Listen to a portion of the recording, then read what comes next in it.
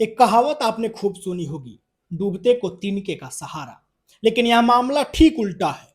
डूबता पाकिस्तान तिनके को नहीं, बल्कि परमाणु बम को पकड़ रहा है। जी हाँ, पाकिस्तान के सेना प्रमुख आसिम मुनीर ने हाल ही में भारत को ऐसी धमकी दी है जिसने न सिर्फ दक्षिण एशिया बल्कि पूरी दुनिया की नींद को उड़ा दिया। अमेरिका के फ्लोरिडा में एक निजी डिनर के दौरान मुनीर ने कहा, हम एक परमाणु संपन्न राष्ट्र हैं। अगर हमें लगता है कि हम डूब रहे हैं तो हम अपने साथ आधी दुनिया को डुबो ले जाएंगे। और बात यहीं पर खत्म नहीं होती है। आसिम मुनीर और आगे भी कहता है। क्या कहता है वो भी सुनिए। आसिम मुनीर कहता है, भारत के बांधों को 10 मिसाइलों से उड़ाने की धमकी भी दी। यानी कि जो सिंधु पर हमने जल रोका है, सिंधु सब समझौते के तहत हमने जल को रोक लिया, उस पर भी वो अटैक करने की बात कर रहा है। मतलब पानी को हथियार बनाने की खुली कोशिश आसिम मुनीर कर रहा है।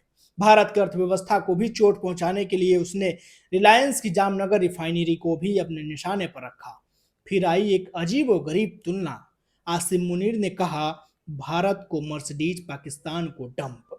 क्या कहा है वो भी देखिए। उसने कहा कि भारत एक मर्सिडीज है, पाकिस्तान डंप ट्रक, और दावा किया कि टकराव हुआ तो अंजाम भारत को भुगतना पड़ेगा।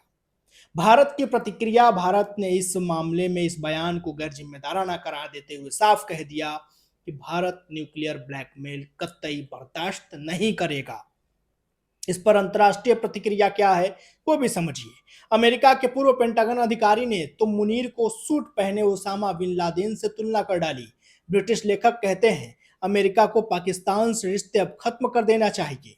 अब सवाल यह है कि क्या ये सिर्फ पाकिस्तान की बौखलाहट है या आने वाले किसी खतरनाक खेल की शुरुआत की ये झलक। क्योंकि जब पागलों के हाथ में हथियार आ जाए तो खतरा सिर्फ एक पड़ोसी मुल्क को नहीं बल्कि पूरी दुनिया को होने लगता है। और पाकिस्तान के इस समय सर पर भारत से बदला लेने का खून सवार है। जब हमने ऑपरेशन सिंदूर में उसके आतंकी ठिकानों को तबाह किया, तब से पाकिस्तान भारत से बदला लेने की फिराक में है और तरह तरह के बयानबाजी आसिम मुनीर कर रहा है, जो वहां का सेना प्रमुख है। उसके अलावा वहां के नेता बिलावल भुट्टो की बात कर लें या फिर अन्य नेताओं की बात करें, तो सब भारत के खिलाफ जहर उगल रहे हैं। ये अपडेट थी। बाकी आप अपना और अपनों का बेहद ख्याल रखिए। तमाम अपडेट्स आपको यहीं पर मिलेंगे, इसलिए आप हमारे यूट्यूब चैनल को सब्सक्राइब कर लीजिए, इंस्टाग्राम पेज को फॉलो कर लीजिए। बेहद शुक्रिया।